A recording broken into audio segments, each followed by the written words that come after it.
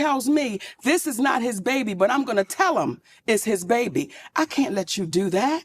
That's not right. Wow. So what I stand for is right. And I think where we run into a problem in our community, in our group, we get so caught in, well, that's not your place, but you see wrong happening, right? So when you see wrong happening, what you do? Do you just stand back and say, that ain't my business? Or do you look and say, well, I knew that wasn't his baby. Now the baby 21 years old and he's trying to find his father. What you gonna do? I'm asking you, what you gonna do? Well, honestly, Monique, if somebody say, well, Shannon, I'm going to tell you something, and I'm going to tell you this in confidentiality, and I don't want to go any further than me, you, and this table. Yes. It stays with me, him, and the table. Well, let me say this, because I'm going to go back and forth with your ass, okay? I would say, before you tell me, did you hurt somebody? Yeah, okay, yes. Before you tell me, is this something that would make me question your character? Before you tell me, you got to be clear about what you get ready to tell me. Because if you're getting ready to tell me something and I know that you've done something wrong, I know that you're wrong, and I not say anything. That's why people are allowed to keep harming people for years to come. See Harvey Weinstein? Yes. Well, there's a lot of people that knew what was happening. But they felt it wasn't their place. It wasn't their them. place. Right, until it becomes you. So I think the moment we get into a space, and I was in the 11th grade at the time, Right. Okay? But when we get into a space where we say, listen, if I know you're doing wrong, and I take a position that's not my place, eventually you will succumb to what you support. What was your relationship with the young lady that told you this in confidentiality? I'm not going to focus on, I was in 11th grade, now I'm 56, but when she told me, I told her, I'm going to tell.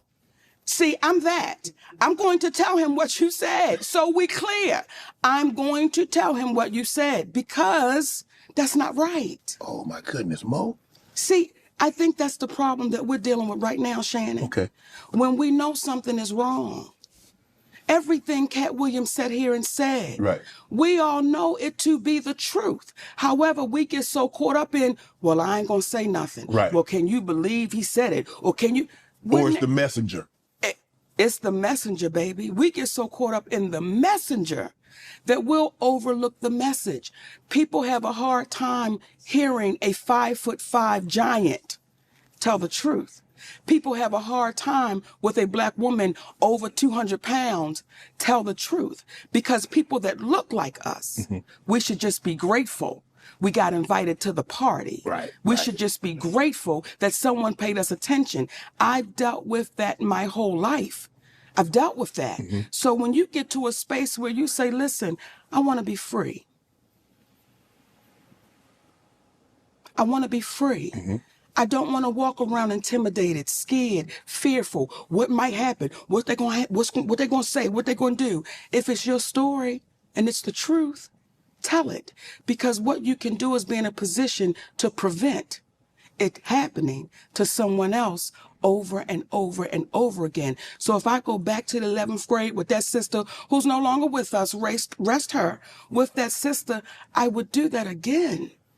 Because if you tell me something and we know it's wrong, but you're going to pin that on somebody else, is that right?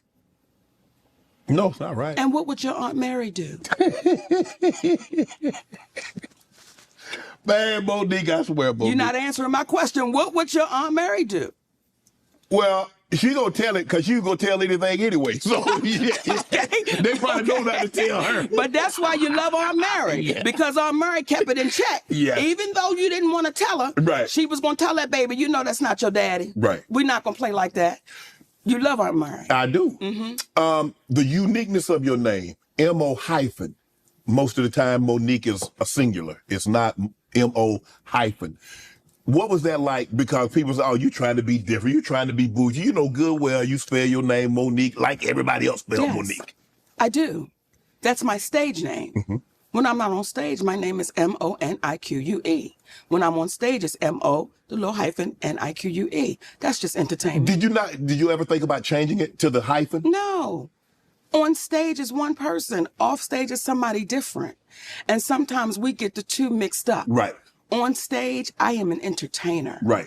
Off stage, I'm a wife, I'm a mommy, I'm a friend, I'm a sister, I'm these different people, but I keep that stage on the stage. How much of stage is actually Monique? That's good, Shay Shay. That's good.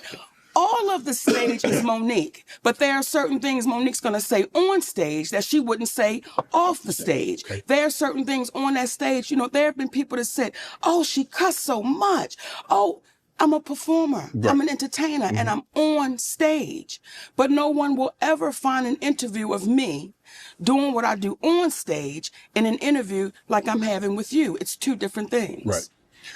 What type of student was Monique? I read that you were in, I don't know if this is the correct way, but you were in the class that. The slower one. Yeah. Yes. Yes. Yes. Yes. Yeah. You had a couple. Say it, baby, now. I want you to You say want me to it. Spell it out. How about this here? Hey. You got 2 naps. You had 2 recesses. Okay. And you stayed in the same class. Okay, but I did not wear a helmet. Okay. Now, since you want to go there, I did not have to wear that helmet, baby. So, yes. Mon, as I sit here with you today, you didn't all of a sudden become this advanced. Why were you in that class? I'm not going to play with you, Shannon. Okay, some of them damn words Cat was using, I was like, what? I said, oh, he's sucking it to him. You know, I never connected with school because I always felt like it wasn't adding up. So when you're trying to teach me about the Boston Tea Party, but people that look like me is at the bottom of the boat, I can't connect to what you're saying. I never connected to, because I always felt like something was off. When they were teaching me about history, we were always the savages and we were always the bad people. And then you saw these white people be all the heroes. And as a little girl, I said, something's not adding up. So I don't look at that as a bad thing. I just didn't connect with it. It made no sense to me. So you never had a problem with the learning, but the disconnect was what they was teaching and what you actually saw. You like, what you teaching me is not what I actually see. You know what, Shannon? It's a combination. Okay. It was a combination, okay? I wasn't grasping it and I didn't believe it. So it's a combination. And when you have a child that is full of energy and is sitting in a classroom that is closed in all day long and you're trying to tell me all that I'm not. It just did not add up to me. It just did not make sense to me. So there's no shame to it. When people say, was you in the soul class? Yeah. You know, we colored. So when you... Hey, baby, we colored. But don't overlook what you don't think is the package supposed to be. Right. See, again, we come back to the messenger. Nobody thought that I would be. And I'll go to my family. Like nobody thought, not the fat one. She's not going to be the one, not her. So I've been used to people doubting and counting me out. And for me, as that little girl, it's like one day, and that one day is right here. Even your family. So how was your family? How was your